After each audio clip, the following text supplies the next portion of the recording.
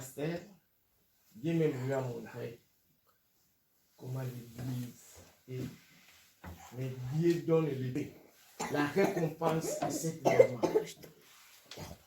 Mais le passé est étonnant, mais comment c'est moi qui prêche? Non. Si vous voyez comme ça, c'est cette maman qui fait le travail. Vous voyez? Mais apparemment, cette maman, c'était une personne cachée.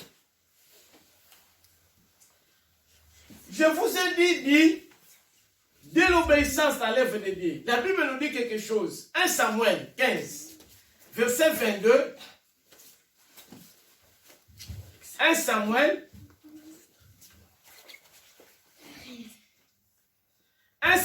15, verset 22 à 23. Qu'est-ce que la Bible nous dit? La Bible nous dit, ici c'est le prophète Samuel qui dit, est-ce que le Seigneur aime mieux l'obéissance à sa parole ou bien le sacrifice des animaux? L'obéissance que le sacrifice des animaux. Mais l'obéissance valait plus que les gros morceaux des animaux. Oui, Dieu refuse d'obéir. Est grave d'être désobéissant. Aussi grave de consulter le divin. Dieu résiste. Le Seigneur résiste. Aussi grave que d'honorer les faux prophètes et les faux guides. Lis dans votre version français courant. Samuel dit, l'Éternel trouve-t-il du plaisir dans les holocaustes et les sacrifices? Est-ce que l'Éternel trouve tout du plaisir dans des sacrifices? Comme dans l'obéissance à la voix de l'Éternel. Voici l'obéissance vaut mieux que les sacrifices. Voici l'obéissance vaut mieux que le sacrifice. Et l'observation de sa parole vaut mieux que la graisse de bélier. Et l'observation de sa parole vaut mieux que la graisse. Les gros morceaux, les animaux. Ma sœur, vous pouvez se mettre s'il vous plaît. Dans le travail du Seigneur, que ce soit un petit travail, raison pour laquelle je voulais quand même commencer à vous dire, si vous prenez un engagement, il faut être obéissant. Ici, les répétitions commencent à 10 heures. Toi, tu fais 10h30. Ah, c'est pas ton travail, c'est le travail du Seigneur. Hein? Ici, l'église commence à 10 heures. Ça se comprend parce que ici, on vous prend pour le moyen de transport. Moi, parce qu'il va ici, va là. Mais parfois, il y a des gens, ils s'en foutent. Ils dorment. Mais pour le travail, pour l'école, nous tous, nous avons les enfants ici. Hein? Moi, Excel là, 8h30, ils entrent. Mais 8h15, 20, ils ouvrent là la porte de l'école. Des mamans, des papas qui viennent pour laisser les enfants, ils sont là. Ils vont d'abord se réveiller, préparer l'enfant et venir laisser l'enfant. Et puis s'en va si ce travail c'est où. Mais pour l'œuvre de Dieu, pour l'église, parfois l'église commence à 10h. Il y a des gens qui viennent à 10h30, il est très à l'aise. Mais au travail, nous tous ici, nous avons travaillé quand même. Même si vous êtes là pour apprendre, de travailler avec n'importe. Si on dit on entre à 8h30, parfois il y a certains travaux, vous allez arriver 8h20, 8h15 pour se préparer, pour se changer. 8h30, tu es dans ton poste de travail. Pour nos travails, pour nos biens, pour nos préoccupations, nous sommes intacts. Mais pour le travail du Seigneur, je dis pas que le travail d'être pasteur, d'être tout le travail. Raison pour laquelle nous sommes là pour travailler pour l'œuvre de Dieu. que ça soit n'importe quel travail à l'église. Je dis, allez, pour balayer, pour chanter, pour préparer ici le culte, sur le travail. Mais beaucoup s'en foutent. Beaucoup ici s'en foutent. Église. Je parle là, j'ai pris, c'est fini. Ah, je vais vous donner un exemple. J'avais parlé ça la fois dernière ici. Il y avait un monsieur au Congo, RDC, en Afrique. Ce monsieur-là, il venait à l'église. Parfois, il vient, parfois, il s'en fout, il ne vient pas. Par mois, parfois. Donc, une fois, il ne vient pas. C'est le dimanche-là, il vient. L'autre là, il ne vient pas. L'autre là, il vient. Tout ça, il venait à l'église. Mais, tellement, il s'est préoccupé de sa vie. Qu'est-ce qui s'est arrivé? Le monsieur, il avait besoin de se marier. Les jours-là, il venait à l'église parce qu'il savait que non, l'église, il va se motiver. Frère un tel va se marier. Il s'est marié très bien. Il venait à l'église très bien. Mais à l'église, il était simple personne, très bien. Il venait, il s'est marié. Et après 2 semaines de son mariage, qu'est-ce qui s'est arrivé? Là, sollicité quelque part pour travailler. Et le monsieur là, vous connaissez en Afrique, c'est pas comme nous que non. L'entretien d'embauche, il faut venir au bureau, s'entretenir avec le responsable. Le monsieur là où il voulait travailler, il a appelé dans sa maison le dimanche. Il dit que viens, nous allons dialoguer. Après, le lendemain, il va commencer à travailler. Il est parti dans la maison du chef. C'était très loin. Et qu'est-ce qu'il a fait? Les habits qu'il a mis le jour du mariage, il dit qu'aujourd'hui, je dois... Bon, je pars chez le chef pour s'habiller, il faut être prêt. Il a mis les habits là qu'il a mis le jour du mariage. Il est parti. Il avait 100 voitures, il n'avait pas les moyens de transport. Prompt. Il est parti. Il a parlé avec le monsieur. Dans son retour, comme il n'avait pas les moyens de transport, bon, nous en Afrique, ce n'est pas comme ici. Le taxi vient, je pars quelque part. Le chauffeur s'est arrêté. Mais dans le taxi, il y avait une personne et le chauffeur. Bon, je pars, exemple ici, je pars à Carmou. Entre. Quand il est entré, le chauffeur a commencé à téléphoner. Bon, en cours de route, on prend un monsieur. Il s'avance. En cours de route, il prend encore un monsieur. Il avance. Après, qu'est-ce qui s'est arrivé? On part vers Carmou. Ah, le monsieur, entre. Une autre chemin. On l'amène. Faut pas bouger. On l'a mené très loin dans une commune, très loin d'une commune, très loin. On l'a déshabillé. Tous les habits, parce que c'était des habits vraiment très chics, tout ça, tout. On a commencé à les tabasser, tout ça. Tabasser. Bon, on dit qu'on va les tuer. L'autre dit que non, on l'a pris tout, on va les laisser. Non, on va les tuer. On l'amène dans une forêt. Ligoté. Après, on n'a plus l'arme. Car ça ne marchait pas. L'autre a dit que non. Nous allons repartir là où nous avons laissé la voiture pour prendre notre arme. Il faut qu'on puisse terminer sa vie. Bon. Là où on était resté, le Messie a commencé à prier. Seigneur, Seigneur, vraiment, aide-moi. Seigneur, aide-moi. Le monsieur dit, c'est la toute première fois qu'il a entendu la voix du Seigneur. Dieu lui dit de t'aider. Qu'est-ce que toi tu fais pour moi? Moi aujourd'hui de t'aider. Qu'est-ce que toi tu fais pour moi? Seigneur, je pars tu pars où? Qu'est-ce que toi tu fais à l'église?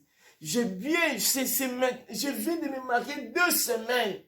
Est-ce que je laisse vraiment une fille d'autrui veuve? Il dit, tu sais, il y a combien de veuves ici dans le monde? Ça, c'est le Seigneur qui lui répond. Tu sais, il y a combien de veuves ici dans le monde? Si aujourd'hui, moi, je te laisse, qu'est-ce que toi, tu fais pour moi? Je t'ai donné la vie. Je fais tout pour toi.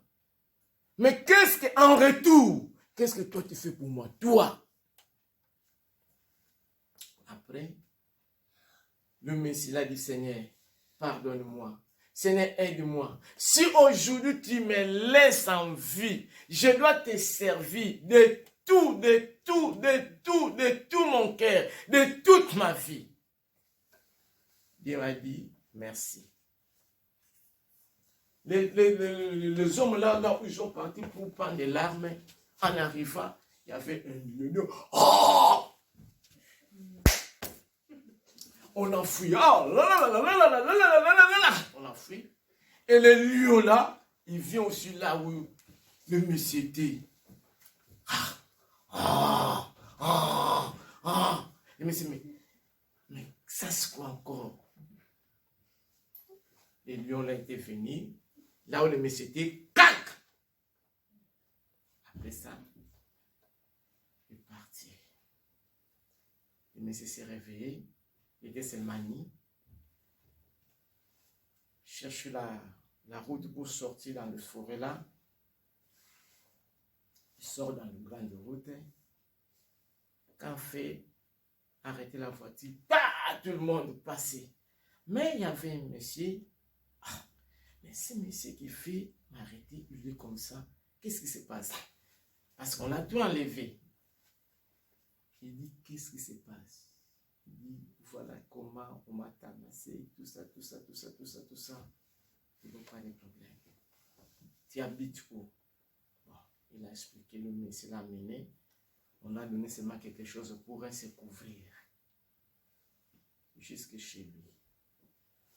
Le monsieur l'a témoigné. Le lendemain, personne ne l'a poussé. Personne ne l'a parlé. Personne ne lui a... Le lendemain, il a commencé. Viens! Jésus vous aime! Jésus vous aime! Répandez-vous! Jésus vous aime! Aujourd'hui, il a une grande église là dans leur pays. Parce que lui-même, il a vécu. Moi, je ne veux pas que tu puisses vivre aussi comme le Christ a vécu. Non. Prends cet engagement-là. Parce que maintenant, je dois savoir le servir. Prends cet engagement. Même tu ne pries pas ici. Mais tu dois savoir que l'œuvre de l'Éternel protège, sécurise, garde. Nous allons maintenant lire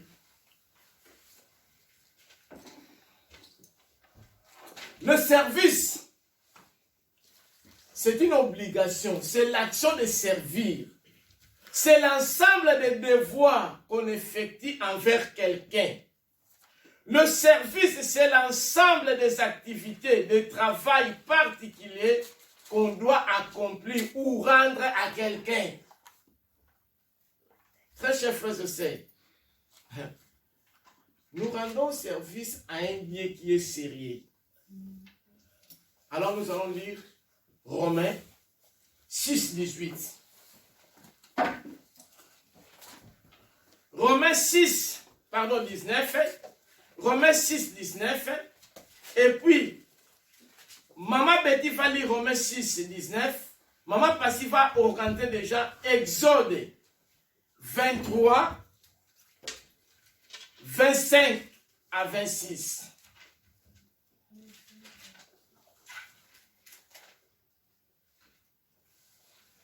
Romains 6, verset 19.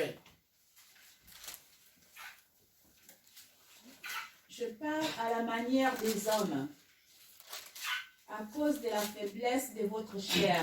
Est-ce que vous écoutez ce que l'apôtre Paul dit? Il dit que je parle à la manière des hommes. Donc, j'emploie cette manière humaine à parler à cause des faiblesses naturelles de l'homme. Il parle de manière de l'homme. Parce que l'apôtre Paul, il avait peur de se quitter l'église. Mais, après avoir se rencontré avec le Seigneur l'a transformé. Il a vécu de grandes choses, comme ce monsieur que je vous ai parlé. Mais il dit que je parle de la manière humaine. Alors, continuez ma sœur. De même donc que vous avez livré vos membres comme esclaves à l'impureté et à l'iniquité. Nous avons livré nos membres, nos corps, nous avons livré tout notre être humain à nos besoins. Nous, on se préoccupe que de nous-mêmes. Voilà comment on se sacrifie pour nos travail, pour nos enfants, pour nos besoins. On se livre. On peut dire qu'il y a ici l'évangélisation. On fait l'évangélisation seulement de 12h à 14h. Mais 2 personnes. Mais toute la journée, les 24 heures, nous sommes préoccupés à nos travail, à nos besoins, surtout les samedis qu'on a l'évangélisation, les courses. Les gens vont nous donner des excuses. Non, je dois faire les courses, je dois me préparer parce qu'il y aura des visiteurs qui vont venir. On se livre à nos besoins personnels que les besoins de Dieu. On se livre à une vie, à une chose qui va parfois t'arranger des problèmes. On se livre pour nos besoins personnels, les enfants, nos études, nos travails. Mais pour Dieu, non. Continuez, ma sœur. Pour arriver à l'uniquité. Hein?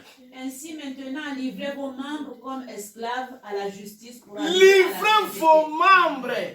Livrez vos membres. Livrez-vous à la justice pour l'œuvre de Dieu, pour le travail de Dieu. Livrez-vous comme quoi? Esclaves. Nous, on se préoccupe beaucoup de nos affaires. Nous avons l'appétit pour résoudre nos besoins.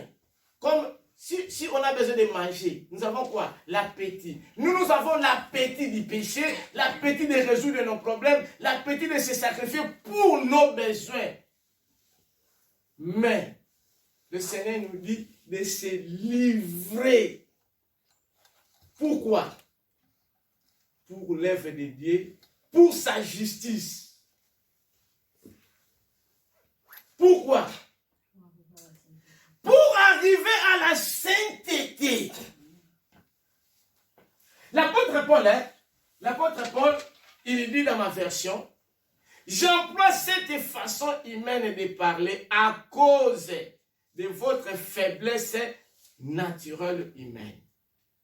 Auparavant, vous étiez mis tout entière comme esclave au service de vous-même, de l'impureté, du mal qui produisent les révoltes contre Dieu. Mais, de même, maintenant, mettez-vous tout entière comme esclave au service de Dieu, de son œuvre, de ce qui est juste pour mener une vie sainte. Pour le moment, combien de fois, parfois, une journée, de prendre ne fût-ce que 10 minutes seulement de prier. Il y a des gens qui sont malades dans les hôpitaux, hein. Il y a des gens qui ont des problèmes, hein, de prier seulement pour les autres. Ou bien d'aller visiter seulement ta sœur qui était à côté, que non, elle était éprouvée comme ça. Je n'ai pas de temps. Ah non, et ce sont eux là. Papa Guilhem vont partir. Sœur Rose vont partir. Mais toi, tu n'as pas le temps. Mais le Seigneur te donne la force de travailler 24 heures sur 24 heures. Tu te livres à tes besoins. Tu te livres à tes préoccupations. Mais pour Dieu, zéro. Maintenant, livrons-nous comme esclaves au service de Dieu. Livrons-nous comme esclaves au travail de Dieu. Livrons-nous comme esclaves pour le service du Seigneur. Vous savez, l'esclave dépend du maître. Si moi je suis un esclave de M. Evaristo, s'il me dit, tu t'agenouilles d'ici jusqu'à la sortie là-bas, je dois obéir. Parce que je dépends du maître. Tu dépends de quel maître? De Satan ou de Dieu? Tu te livres de quoi? Du péché. Mais livre-toi de Dieu. Tu auras la récompense. Nous allons lire ça. Exode. Exode chapitre 23, verset 25, que j'ai lu au nom de Jésus. Exode 23, 25 et 26. Vous servirez l'Éternel, votre Dieu, et il bénira votre pain et vos eaux. Et j'éloignerai la maladie du milieu de toi. Ici, c'est Dieu lui-même qui parle. Hein? C'est moi Dieu, c'est moi le seul Dieu que vous servirez. Et qu'est-ce qu'il dit? Vous servirez l'Éternel. Continuez, ma sœur, comment? Commencez. Vous servirez l'Éternel votre Dieu, Hein? et il bénira votre pain et vos eaux. Virgule. Vous servirez l'Éternel votre Dieu. Il bénira votre pain et vos eaux. Papa Guilherme, ici qu'est-ce qu'on a dit? Nous servirons l'Éternel. Il va bénir. Amen. Il va bénir quoi?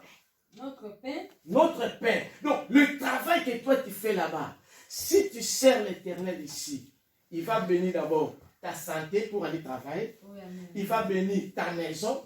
Il va bénir ton travail. Amen. Petit à petit, promotion. Petit à petit, élévation. Petit à petit, vous voyez, pourquoi? Parce que tu sers l'Éternel. Il lui prend soin là où toi tu travailles. C'est sa parole. Il dit, vous servirez l'Éternel. Il bénira quoi? Commencez, ma sœur. Vous servirez l'Éternel votre Dieu, et il bénira votre pain et vos eaux. Il bénira d'abord votre pain. Et Parce que tu lui sers, Rose. Tu lui sers, il va bénir ton travail là, que tu fais là-bas. Toi, tu travailles ici à l'église, hein? Tu le sers ici à l'église, hein? Mais il bénit d'abord ta santé, pour que tu aies la bonne santé pour aller travailler. Il bénit là où tu travailles. Il faut promotion. Mais c'est ta peine qui fait de commencer. Non. Pour le moment, c'est elle la chef. Hein? Allez, prends des clés. C'est elle. Si moi je ne suis pas là le responsable, c'est Madame Rose. Mais Madame Rose, c'est elle peut l'arriver. Vous voyez les grâces? Vous servirez l'Éternel. Il bénira quoi? votre pain. Votre pain. De tout ce que tu es en train d'entreprendre, le Seigneur va bénir. Amen. Votre quoi? Vos eaux. Vos eaux. Et Quand on parle des eaux, l'eau, c'est la vie. Amen. Il va bénir votre vie, Rose. Amen. Mais toi, tu le sers à l'église, le Seigneur, il bénit ton travail, il bénit ta vie, il bénit ta maison, il te protège.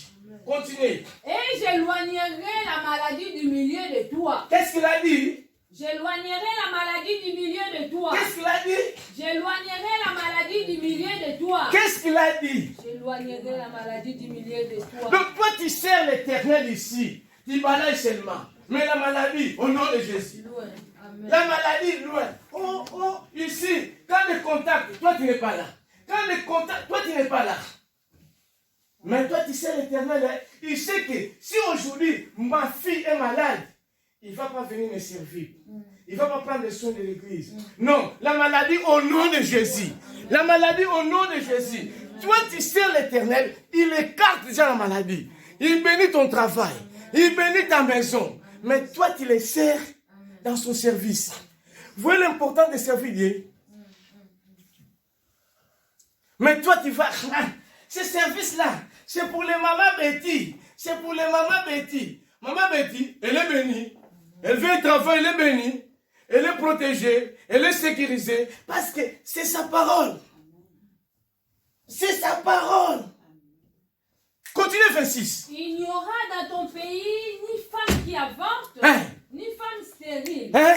Je remplirai le nombre Stop. de tes jours. À travers ton travail, il y aura dans ta maison, rien qui va manquer. Il y aura dans ton pays quoi? Ni quoi? Comment c'est? Ni une femme qui avorte, Hein? ni femme stérile. Vous savez que l'avortement, ce n'est pas une bonne nouvelle. Hein?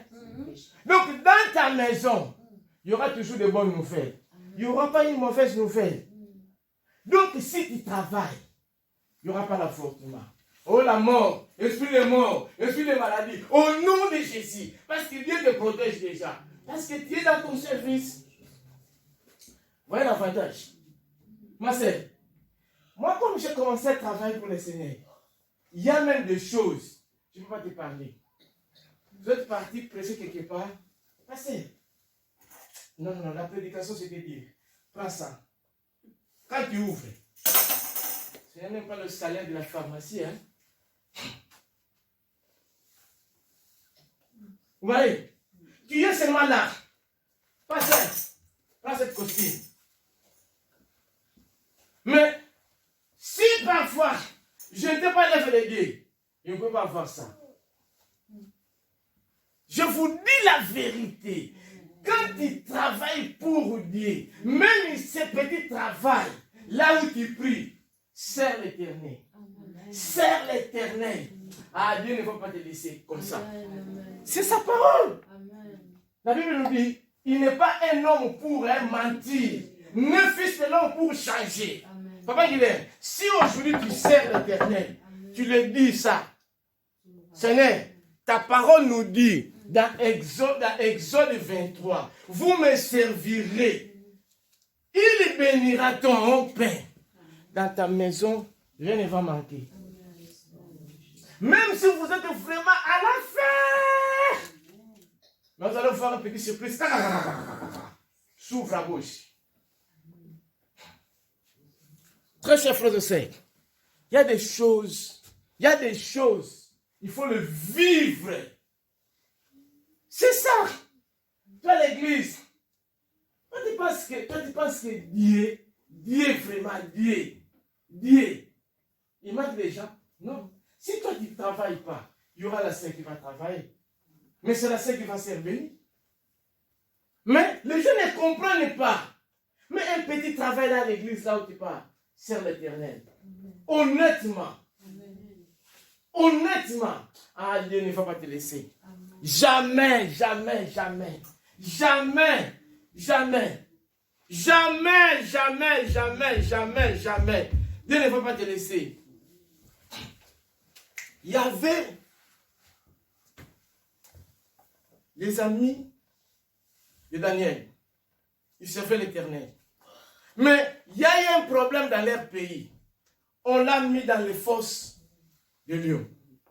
Mais l'Éternel, comme il savait que ces messieurs-là, Meshach, Shadrach, dans le feu, dans le fosse aux lions, dans le feu, le Seigneur les a sauvés. Mais ça, Daniel 3, verset 17, pour les gens voir. Le Seigneur, quand tu le sers, il y a la protection divine, il y a la sécurité divine tout autour de toi. Même dans les petites choses, le Seigneur, il est là pour te protéger. Quel avantage? Ben toi, parfois tu dis que ce sont pour les papas Guilherme, ce sont pour le maman Pichouna, mais toi, tu ne fais même pas. Or, dans Matthieu, le Seigneur nous a donné chacun des talents. C'est tout dans Matthieu. Votre capacité, votre force, votre intelligence peut contribuer à l'avancement de l'œuvre de Dieu. Mais parfois, toi-même, tu te sous-estimes, tu te négliges, tu ne veulent pas. Les Matthieu, lis quoi là? Daniel. Voici notre Dieu que nous servons peut nous délivrer de la fournaise ardente. Est-ce que vous avez écouté? Voici notre Dieu que nous servons. Parce qu'ils servaient le Seigneur. Mais ils étaient en difficulté. Il lui dit que voici notre Dieu que nous servons. Il fait quoi? Peut nous délivrer de la fournaise ardente. Il fait quoi? Peut nous délivrer de la fournaise ardente. Nous délivrera de ta main au roi. Est-ce que vous pouvez dire ça? Voici le Dieu que je sers. Peut m'aider dans cette situation. Toi, tu sers pas Dieu. Même dans les petites choses. Même pour donner. Je dois vous donner un exemple. Hier, il y avait une personne qui est partie faire les courses. Hier, il y a une personne qui est partie faire les courses. Il fait les courses de 200 et quelques, il pouvait être 300 euros. Vous lui demandez, ah, mais vous avez fait les courses de 200 euros, 300, etc. Est-ce que pour l'offrande, si je donne 2 euros, ça suffit? Si je donne 2 euros, ça suffit? Vous avez fait les courses de 280, plus ou moins 300. Mais à l'église, tu donnes 2 euros. Ça suffit. Ce n'est même pas 10 que 20 euros, mais tu donnes 2 euros. Mais toi-même, on a voulu ça. Tu se préoccupes de toi. Pendant les moments de fête, il y avait un monsieur que je me suis rencontré avec lui. Il faisait des courses pour les petits enfants, pour 3 000 euros. 3 000. Mon frère, 3 000 pour la fête. Joyeux Noël, tout ça, tata.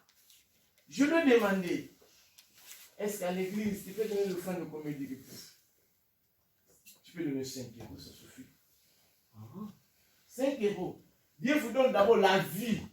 La vie. Vous avez fait les dépenses pour les petits enfants. Pour vous, pour la fête, 3 000 euros. Mais c'est Dieu qui te donne. Si tu dis comme boum, c'est fini, tu es mort. Mort. Tes courses, 3 000 euros. Mais à l'église, si on te demande ne fût que 30 euros, 50 euros, ces pasteurs-là, ils demandent l'argent. Ils vivent dans notre argent. Vous voyez? Or, donner, c'est endetter le Seigneur. Vous savez ça? La Bible nous dit, il y a beaucoup de bonheur à donner qu'à recevoir. Mais les gens ne savent pas ça. Le diable a dit de nous distraire. Il va donner 50 euros pour ce pasteur-là. Il va donner, il va manger pour sa famille. Vous voyez, les habits là, il a fait ça pour les habits là. Donc, le diable a dit de montrer les choses là.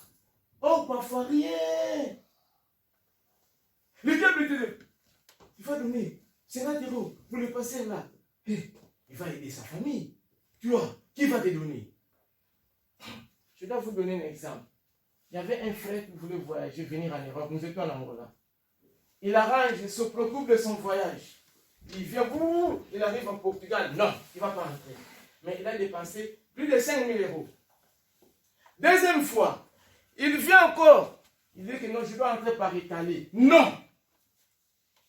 Troisième fois, un serviteur de Dieu lui a appelé et dit, tu veux aller en Europe. Pour faire quoi? Oh non, et ça en Europe, il dit que Dieu te voit, il se préoccupe de toi-même. Fais quelque chose pour Dieu. La troisième fois, cette tennis, le frère là, il a pris, parfait. Première fois, il a fait gaspiller plus de 5 000. Deuxième fois, il a gaspillé encore. Il a pris 1 000 euros. 1 000 euros. Il vient vraiment à l'église. Il donne Seigneur, ça c'est pour toi. Troisième fois, le frère là a tenté, il est venu ici en Europe. Il y avait une sœur, ici à lui. Il ne travaillait pas. Premier mois, il a travaillé. Il a donné seulement 1 000 euros. Le Seigneur lui dit, prends tes 1 000 là, va donner. Ce n'était pas dans son église, hein. Ce n'était pas dans son église là où il prie. Cette église là, ils ont des problèmes de loyer. Va donner là-bas. 1 000 euros de mon salaire. Premier salaire que j'ai reçu en France. Premier travail. Le Seigneur a dit, prends 1 000 euros, va donner là-bas. Cette église, il a pris les 1 000 euros. Il est parti donner à l'église. Le mois suivant, on a dit que le travail ici est terminé. Il dit que, Seigneur, j'ai donné les 1 000 euros à l'église. On l'appelle à la CAF. Madame Tennis, on te fait des rappels de 3 000 euros. Rappel de quoi encore? On dit, on te fait rappel. Taf. Après un mois encore, on l'appelle. Là, non. Depuis que tu es en France, on ne t'a pas donné, on te fait le... Vous voyez? Le Seigneur lui dit, moi je t'avais dit de donner 1 000. Il faut maintenant. Mais nous, parfois, on ne comprend pas. Vous voyez, maman dit, rappel, tu avais donné 1 000, hein? Mais on te fait rappel. Rappel de quoi? 3 000 euros.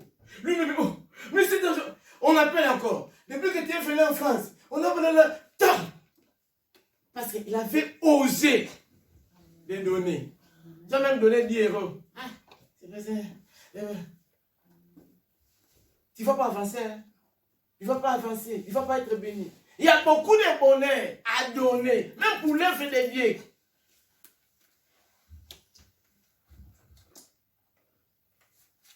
Je veux qu'on termine pour ces 3 versets. Maman Passy, tu vas nous prendre déjà, ça c'est le dernier verset. Job 22, 21 à 23. Maman Betty, prends-nous Jérémie 48, verset 10. Jérémie 48,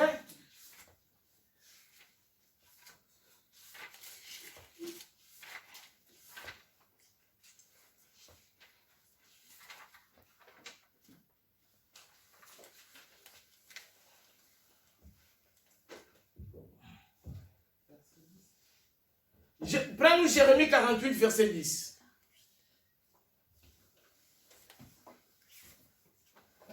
Maudit soit celui qui fait avec négligence l'œuvre de l'Éternel. Est-ce que vous avez écouté? Vous allez accepter de travailler pour l'œuvre de Dieu, mais il faut être honnête. La Bible dit, maudit soit celui qui travaille l'œuvre de l'Éternel avec négligence. Tu t'engages pour l'œuvre de Dieu. Tu t'engages pour un service à l'église. Mais il faut le travailler honnêtement, joyeusement. On ne vous a pas forcé. Toi-même, tu es venu. Je dois commencer à prier à l'église. Je dois commencer à chanter. C'est bien. Mais la Bible nous dit, maudit soit celui qui travaille l'œuvre de l'Éternel avec négligence. Comment vous travaillez, c'est que le Seigneur peut te donner. Si on travaille dans nos entreprises, nous sommes fidèlement, nous sommes honnêtement. Si on s'absente au travail, nous allons avertir. Mon fils est malade, raison pour laquelle je ne dois pas venir. Vous allez amener le justificatif. Mais pour l'œuvre de Dieu,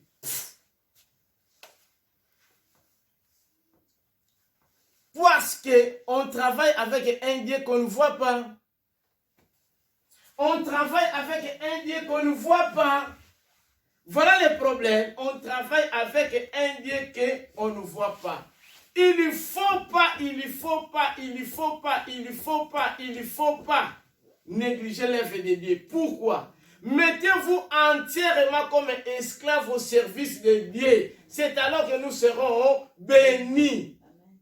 Très chers frères et sœurs, Dieu nous appelle ce matin dans son service.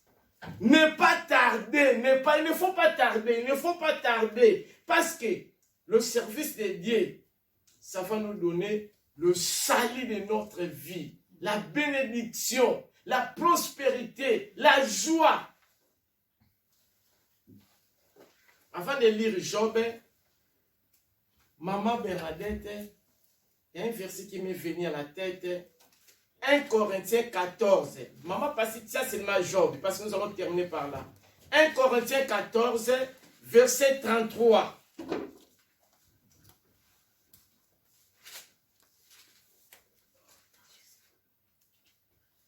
Car Dieu n'est pas un Dieu de désordre, mais de paix, comme dans toutes les églises de saints. Dieu n'est pas un Dieu de désordre.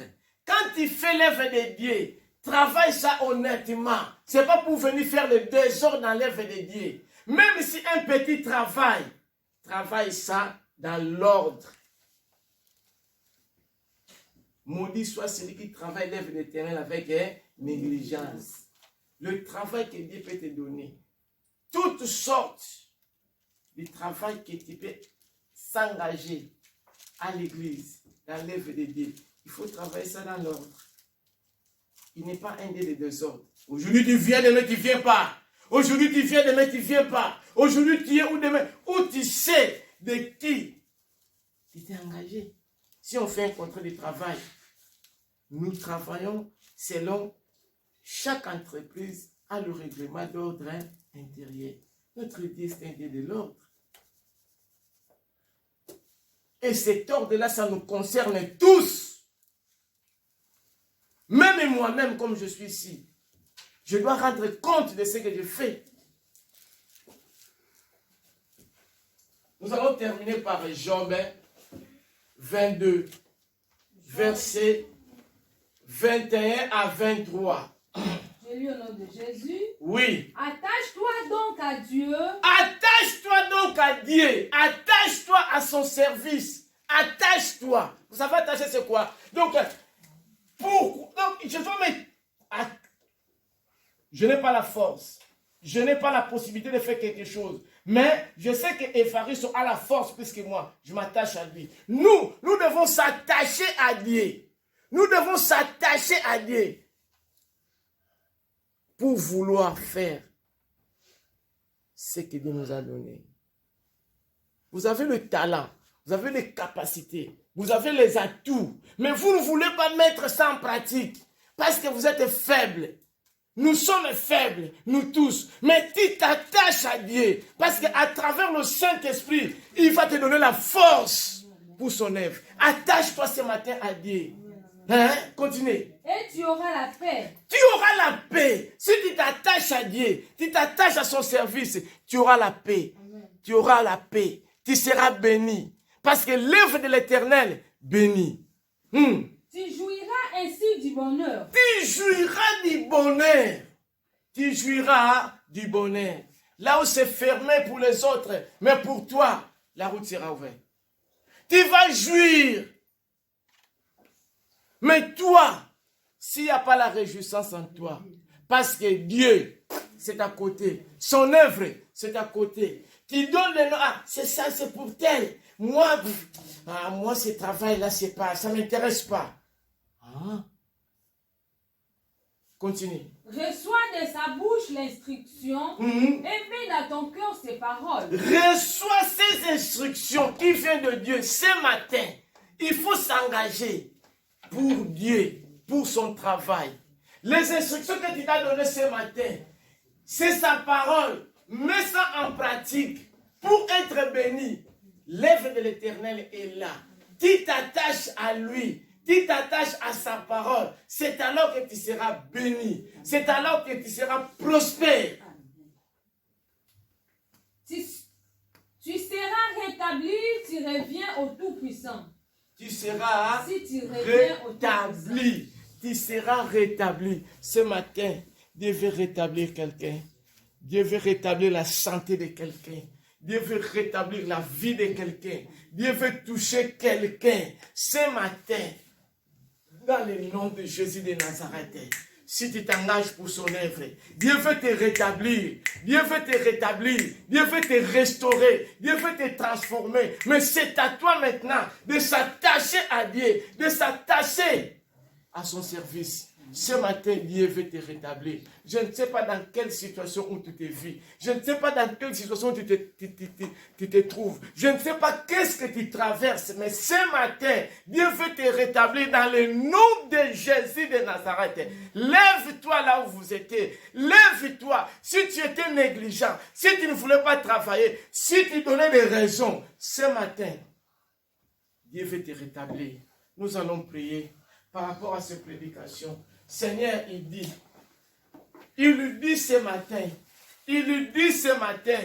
nous allons travailler pour lui. Il éloignera les maladies. Ce matin, le Seigneur vient éloigner. Le Seigneur veut te rétablir. Le Seigneur veut mettre quelque chose de nouveau dans ta vie. À travers le service de Dieu, Dieu nous donne la promesse qui va nous rétablir. À travers le travail de Dieu, à travers l'œuvre de Dieu, c'est l'amour que vous avez montré à ton Dieu que tu l'aimes. Oh ma sœur, lève-toi ce matin. Moi je ne sais pas ce que le Seigneur te parle, mais ce matin, le Seigneur a besoin de toi. Je ne sais pas. Quelle situation que tu traverses ce matin. Je ne sais pas quelle situation que tu traverses ce matin, mais ce matin, le Seigneur veut te rétablir. Ce matin, le Seigneur veut te restaurer. Ce matin, le Seigneur veut faire quelque chose de nouveau dans ta vie. Dans le nom de Jésus de Nazareth, le Seigneur, il lui dit, je suis le seul votre Dieu. Vous me servirez. Je bénirai votre nourriture. Je bénirai votre eau. J'éloignerai la maladie. Ce matin, le Seigneur veut nous bénir. Le Seigneur veut nous bénir. Le Seigneur veut éloigner la maladie dans nos vies, dans nos familles. Le Seigneur veut éloigner toutes choses mal. que nous comble dans nos vies au nom de Jésus de Nazareth. Oh, prie pour ce sujet. Prie, prie, prie. Prie, prie, prie, prie.